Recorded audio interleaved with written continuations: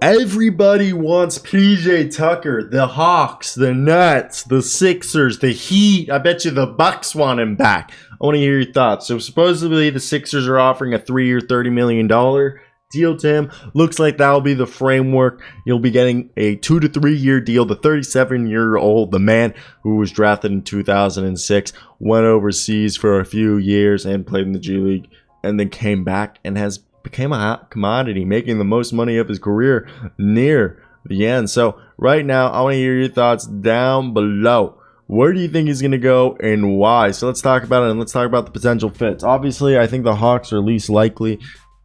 Maybe they could get him, but the Hawks would be a great fit. Imagine Clint Capella, John Collins, PJ Tucker. But what if they trade John Collins? PJ Tucker can fill that role while Jalen Johnson learns the ropes.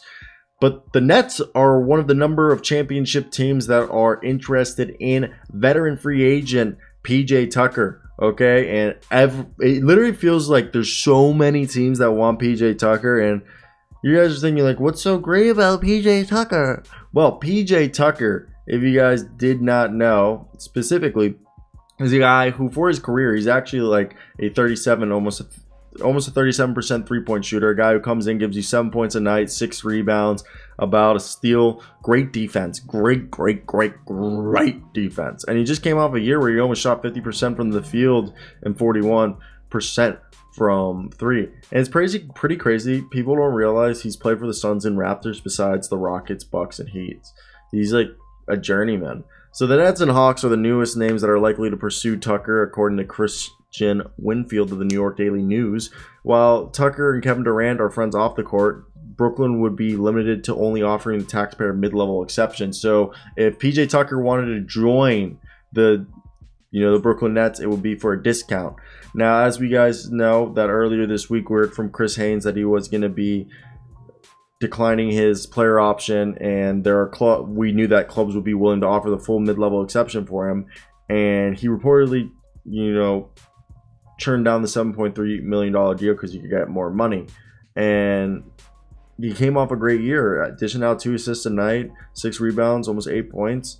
And he's a guy who plays tough, versatile defense. And the Heat were a game away, arguably one basket away from being in the NBA Finals. And we, like I earlier said, the Sixers have mutual interest. If the Sixers take him, could they do a sign and trade of him to the Sixers for Matisse Thybulle and the 23rd pick back?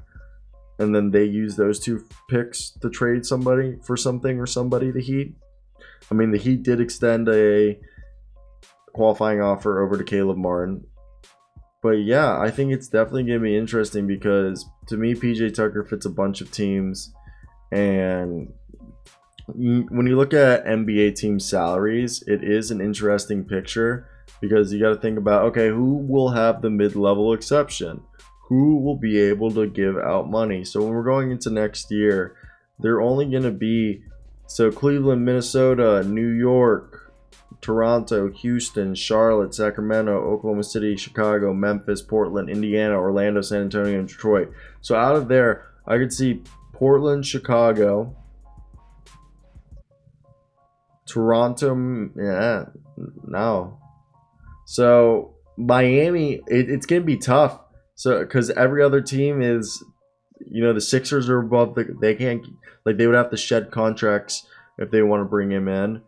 And a team like Atlanta, okay, the Atlanta Hawks right now are currently as well 152, similar as Philadelphia. They both have the same amount of money, so they would have to shed. Now, if they can move on off of some contracts, such as Danilo Gallinari, they would be at what?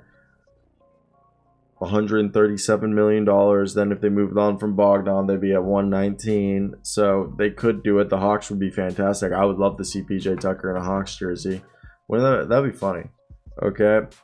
But seriously, I think it's an interesting situation we're seeing with PJ Tucker.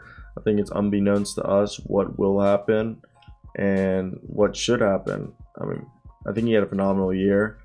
It just sucks that how do you put it? It just sucks that he could leave, and I would hate that. Okay, I would hate that. So I've always been a big fan of his, and I hope for the best. Now, this is where I want to hear your thoughts in the comment section. What do you guys think of this? Who do you think they should trade for and why? I think personally, well, not trade for, but who he should sign with. God, I'm so fucking stupid, guys. Who he should sign with. This is why you guys don't get baked. Also, am I gonna go play basketball at the rec? I don't know. I need to go play basketball at the rec. I feel so out of it. I need to go play basketball.